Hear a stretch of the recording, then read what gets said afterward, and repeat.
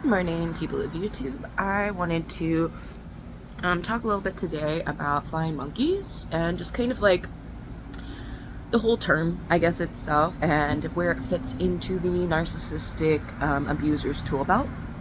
So, people who abuse in a narcissistic way will generally employ flying monkeys as a term or as a form of abuse, rather.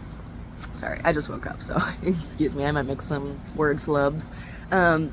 But yeah, so flying monkeys kind of comes from, God, what's the movie? The Wizard of Oz, right? Where the Wicked Witch of the West or whatever, she has these flying monkeys that are like her minions, okay? And so with the person with narcissistic personality disorder, they will often as well gather these people that are essentially just their flying monkeys. And what that means is that they use these people, they're kind to these people, they're surface level with these people, or fake deep, and they manipulate these people into believing exactly what they want them to believe about their personhood. Oftentimes, it's not like they're super close or whatever, but they feel like they're close, but they don't really see each other or hang out much, And so this flying monkey will believe they have a close relationship with this person who they think is a good person.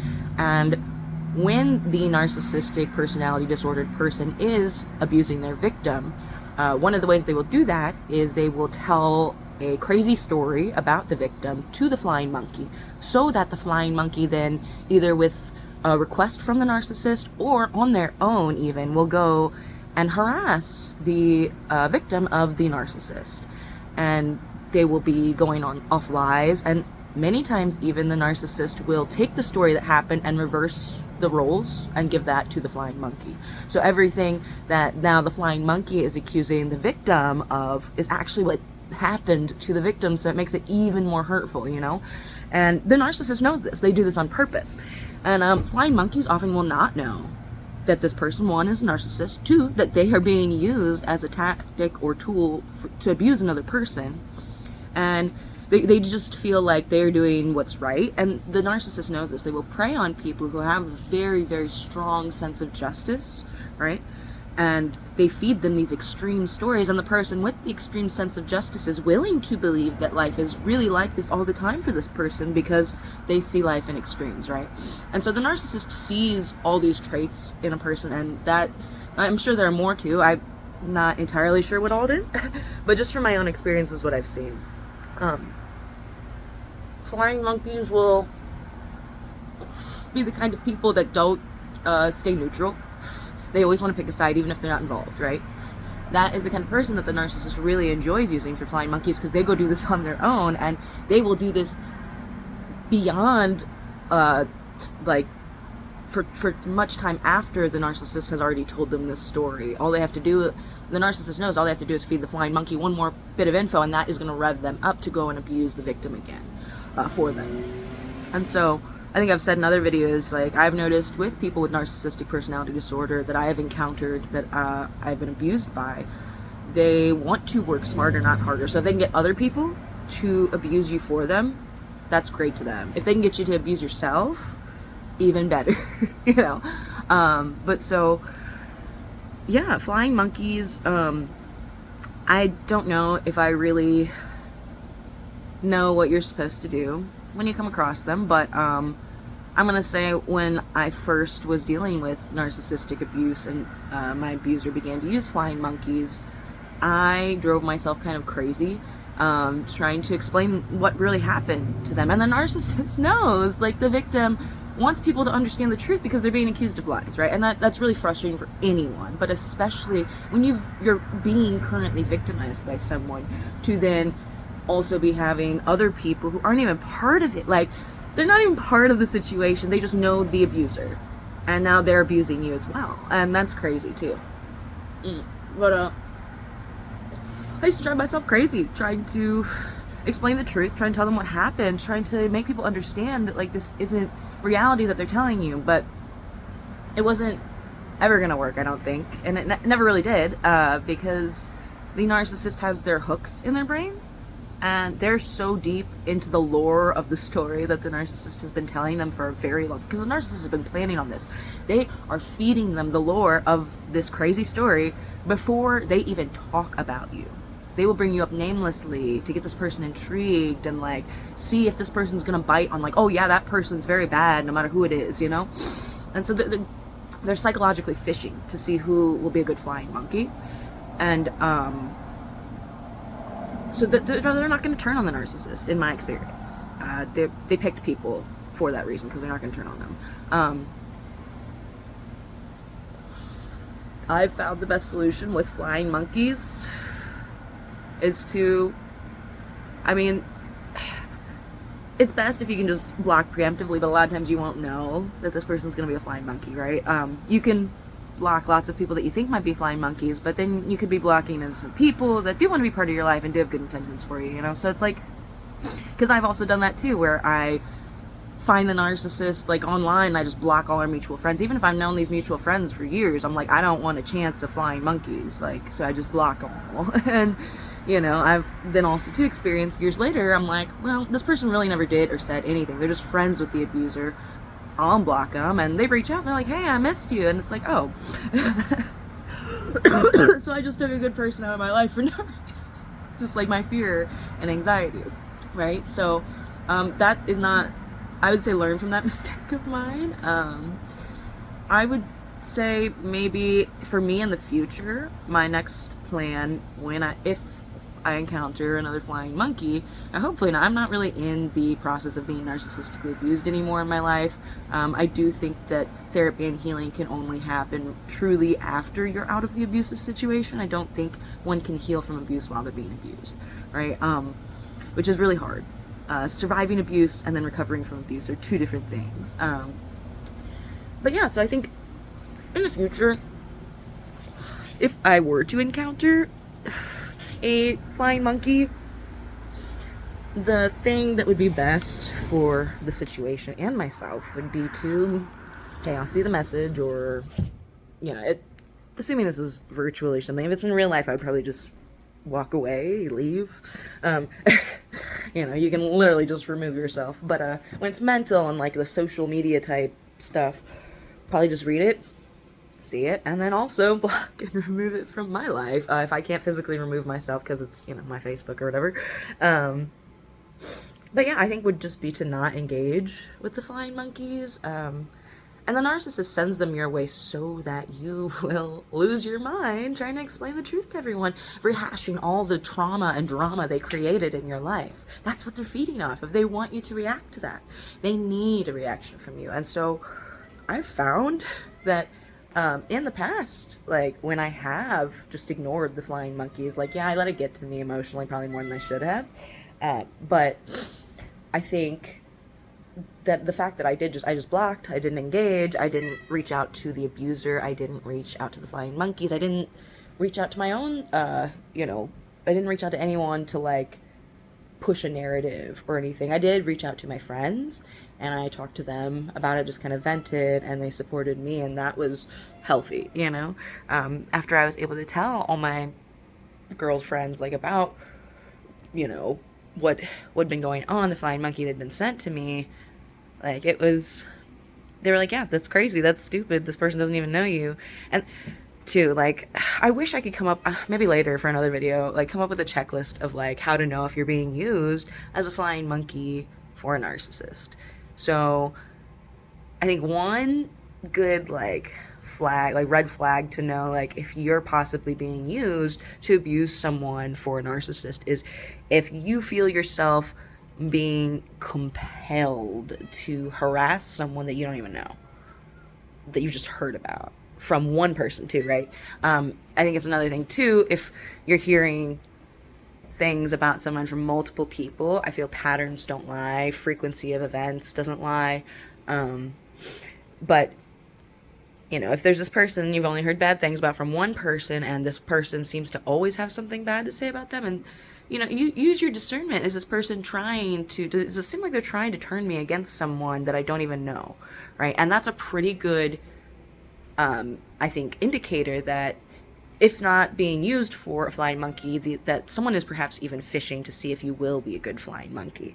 How easily you can turn against someone you don't even know.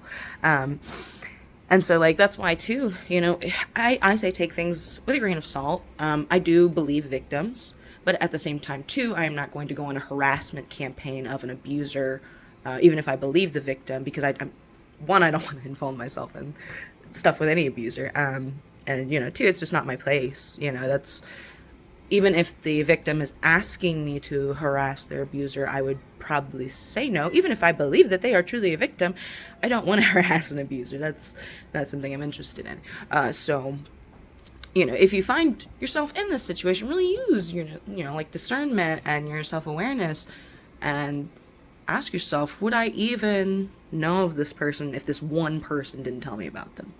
Right? That's a pretty good indicator that someone's trying to manipulate your perspective for their own gain, and especially if they have you acting on it. And so, yeah, I don't know. I'm sure there's probably other indicators that you're being used as flying monkey, but I don't know if I can think of anything off the top of my head. I don't know, but I find that flying monkeys can often have good intentions as well, especially in the parent-child dynamic. So when you have a child who is a victim of a parent with narcissistic personality disorder,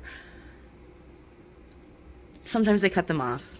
I've cut my own narcissistic parent off for years now, and it was the best and only decision that contributed to me really healing. So for me, going no contact with a parent has been life-saving, literally.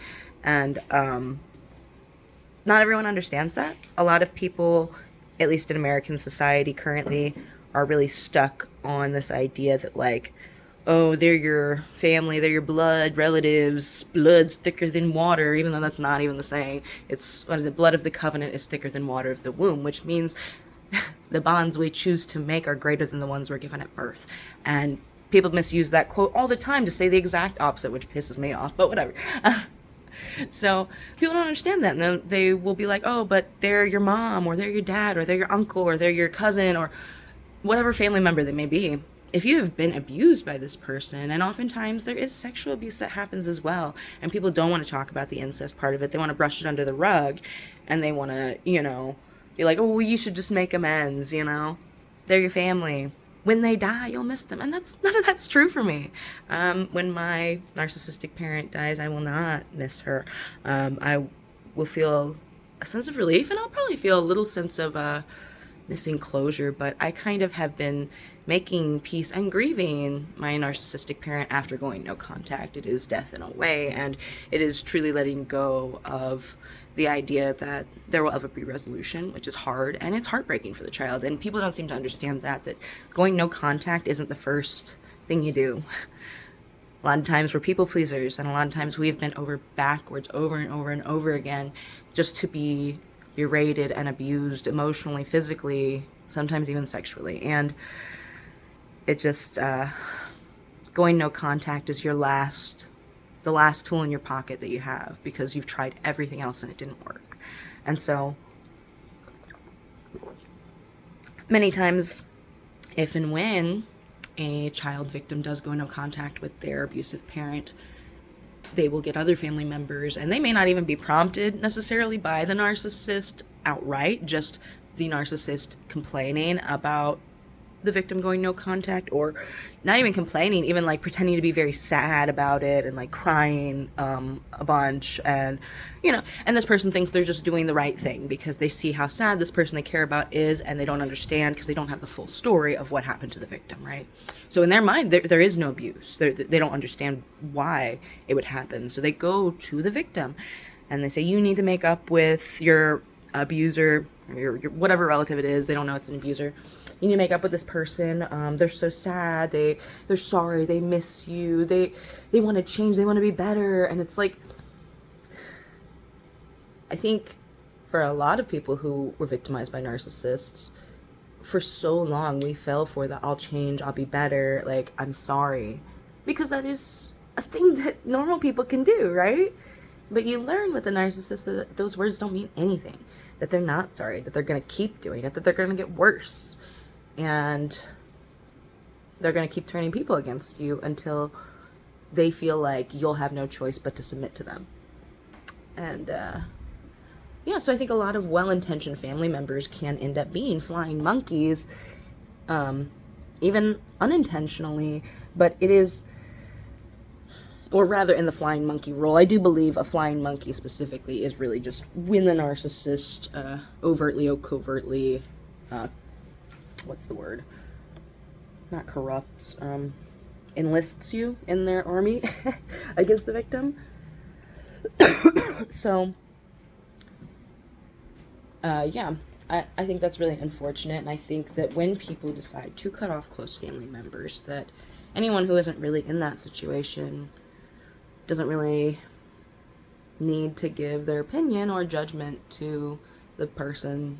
It's not your place, it's not your life, it's not your family, and you don't know. And I do think that the people we choose as family and life matter much, much more than someone we're just blood related to. I mean, we're all kind of related in a way, right? And we're all humans.